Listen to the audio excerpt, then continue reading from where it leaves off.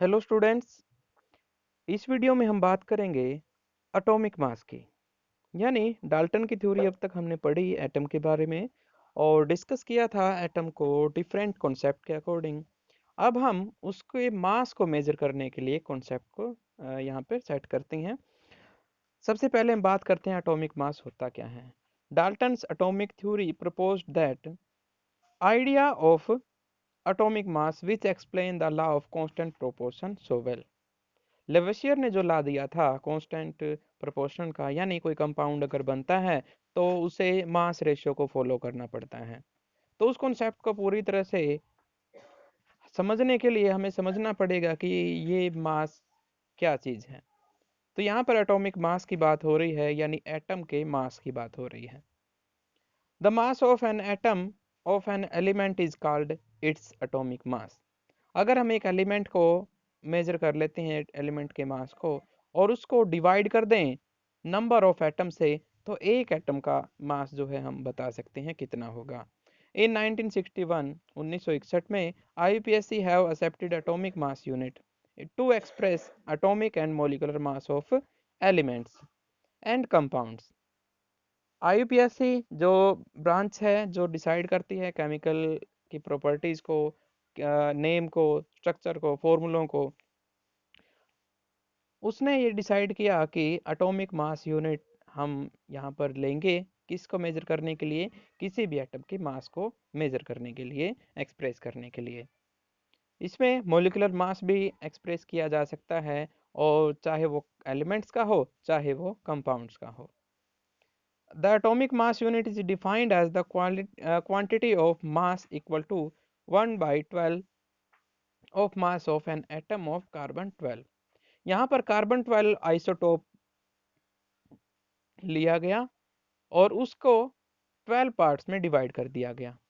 I repeat, carbon के जो carbon 12 isotope होता है उसको क्या किया गया, लिया गया यहाँ पे और 12 पार्ट्स में डिवाइड कर दिया गया। 12 पार्ट में से एक पार्ट का जितना मास होता है उसे हम कहेंगे एटॉमिक मास यूनिट। क्वेश्चन ये हो सकता है यहाँ पे कि हम एटॉमिक मास यूनिट के लिए कार्बन को ही सिलेक्ट क्यों करते हैं। तो इसका आंसर बहुत सिंपल होता है कि कार्बन 12 एक वोल नंबर मास रखता है, इसलिए उसको 12 पार्ट्स में डिवाइड करना बहुत आसान है। यानी एक पार्ट का जो मास होगा वो 1 से रिप्रेजेंट किया जा सकता है, यहाँ पे 1 यूनिट से। फ्रैक्शन नहीं बनेंगे यहाँ पे, इसलिए कार्बन को यहाँ पर सिलेक्ट किया गया था। 1 AMU और U से हम इसे लिख सकते हैं या फिर AMU लिख सकते हैं। 1/12 into mass of an atom of carbon 12।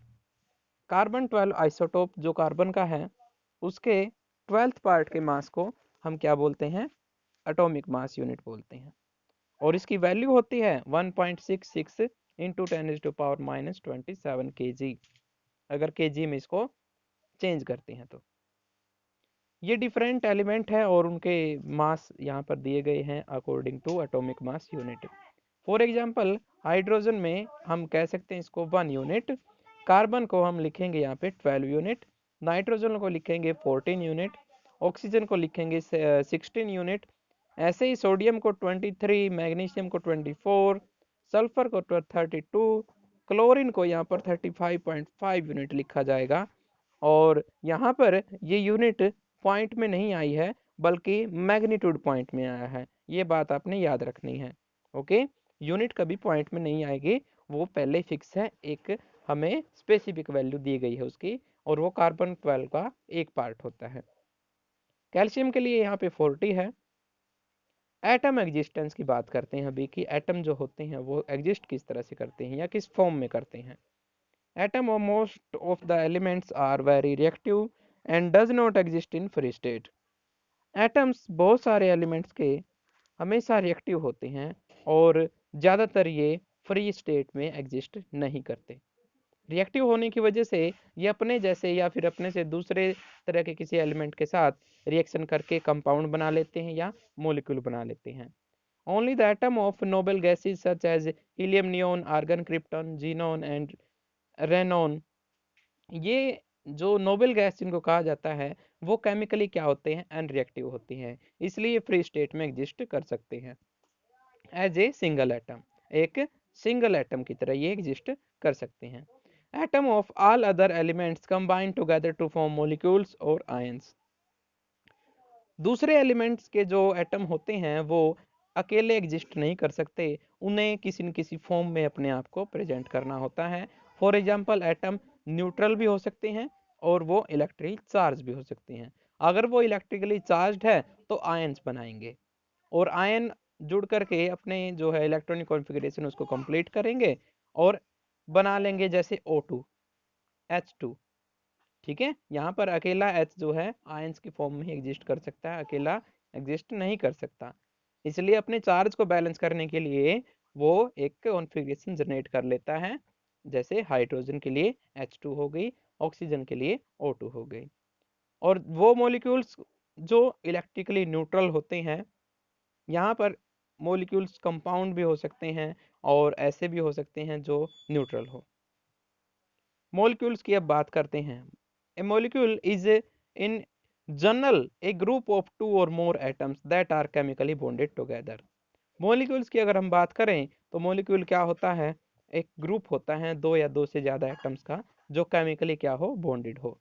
दो या दो से ज़्यादा एलिमेंट, यहाँ पर एलिमेंट्स नहीं कहा गया है, एटम्स कहा गया है। मतलब यहाँ पर सेम जरूरी भी नहीं है कि सेम एलिमेंट होंगे या फिर अलग हो सकते हैं। आई रिपीट, H2 भी एक मॉलिक्यूल है और CH4 भी एक मॉलिक्यूल है। A molecule is the smallest part of matter. यहाँ पर हम कहते हैं कि ये एक छोटे पार्टिकल की तरह काम करता है मैटर की। और जैसे कार्बन डाइऑक्साइड गैस की बात करें तो उसका जो छोटा पार्ट होगा वो CO2 होगा। कंप्लीट गैस को अगर हमें एक फॉर्म से बताना हो तो हम किससे बताएंगे, CO2 से बताएंगे। Which is capable of an independent existence, जिसे अकेला रखा जा सकता है, यानी वो कैपेबल है इतना। And show all property of that substance, और वो उस सब्सटेंस की हर एक प्रॉपर्टी को शो करेगा। यानी हम कह सकते हैं कि एक बड़े पेड़ के जो पत्ते होते हैं वो पेड़ की प्रॉपर्टी शो करेंगे। ऐसे ही पूरी कार्बन डाइऑक्साइड गैस की बात करें तो उसका एक मॉलिक्यूल यानी CO2 अगर हम ले लेते हैं तो दोनों सेम प्रॉपर्टी शो करेंगे। Examples, H2 is the smallest particle of water, यानी H2O जो हम लेते हैं वो पूरे वाटर की प्रॉपर्टी शो कर सकता है। ए मॉलिक्यूल में हैव एटम ऑफ सेम और डिफरेंट एलिमेंट्स। आई रिपीट, मैंने अभी बताया था, फिर से बता देता हूँ कि जो मॉलिक्यूल्स हम बात कर रहे हैं उसमें सेम एलिमेंट भी हो सकते हैं और डिफरेंट भी हो सकते हैं। Depending upon this molecule can be characterised into two categories. इसी के बेस पे हम बता सकते हैं कि मॉलिक्यूल कितने तरह के होते हैं, दो तरह के होते हैं। होमोजीनियस मतलब होमोएटॉमिक मॉलिक्यूल्स, ऐसे मॉलिक्यूल्स जिसमें सेम तरह के एटम हो, मतलब सेम एलिमेंट हो। Examples H2, O2, O3, S8, P4, ये है हाइड्रोजन, ऑक्सीजन और O3 यानी ओजोन, सल्फर और फास्फोरस। इन सभी में सेम जो है एटम है, या फिर कह सकते हो यहाँ पर एलिमेंट जो है वो सेम एटम से मिलकर के बना है। और दूसरा टाइप होता है हेटेरोटॉमिक। इसमें एक से अलग टाइप के जो है एटॉमिक कॉन्फ़िगरेशन हो सकती है। जैसे हम यहाँ पे बात करेंगे H2O की, CO2 की। अभी आप इसमें देख सकते हो कि यहाँ पर अलग अलग टाइप के एटम जो है एडिड है। NaCl, कैल्शियम कार्बोनेट, ETC, ये सभी हेटेरोएटॉमिक मॉलिक्यूल्स हैं। अब बात करते हैं हम एटॉमिसिटी की। एटॉमिसिटी क्या होती है? The number of atoms present in one molecules of an element is called its atomicity. Atomicity का मतलब होता है कि किसी भी मॉलिक्यूल में एक एटम कितनी बार प्रेजेंट हुआ है, मतलब नंबर उसके। जैसे CO2 की अगर मैं बात करूं तो कार्बन यहाँ पर एक बार प्रेजेंट हुआ है तो इसकी एटॉमिसिटी क्या रहेगी, 1 रहेगी। O2 यानी कि ऑक्सीजन 2 बार प्रेजेंट रहा है तो इसकी जो एटॉमिसिटी होगी वो 2 होगी। तो जैसे यहाँ पर डिफरेंट एलिमेंट है जो अलग अलग फॉर्म में पाए जाते हैं, उनके बेस पे हम बता सकते हैं कौन सा सिंगल यहाँ पे मोनोटोमिक है। जो सिंगली प्रेजेंट होंगे वो नोबल गैस कॉन्फ़िगरेशन होती है, जैसे आर्गन, हीलियम, ये सभी सिंगल प्रेजेंट हो सकते हैं, यानी कि ये मोनो एटॉमिक है। इनकी एटॉमिसिटी क्या है? 1 है। ऑक्सीजन की अगर हम बात करें तो ऑक्सीजन यहाँ पर 2 टाइम प्रेजेंट है, तो इसकी एटॉमिसिटी होगी 2 और ये डायटोमिक कहलाएगा। ऐसे ही फॉस्फोरस की अगर हम बात करते हैं तो ये 4 बार प्रेजेंट हुआ है, इसी को हम, इसकी एटॉमिसिटी होगी 4। सल्फर 8 टाइम प्रेजेंट हुआ है, तो इसकी जो एटॉमिसिटी होगी वो होगी 8। इस तरह से ये एटॉमिसिटी डिफाइन की जाती है और हम देखते पहचान सकते हैं कि किस मॉलिक्यूल में किस एटम की एटॉमिसिटी कितनी है। Okay, all the best. अगले लेक्चर में हम बात करेंगे केमिकल फॉर्मूलों की। Okay, all the best.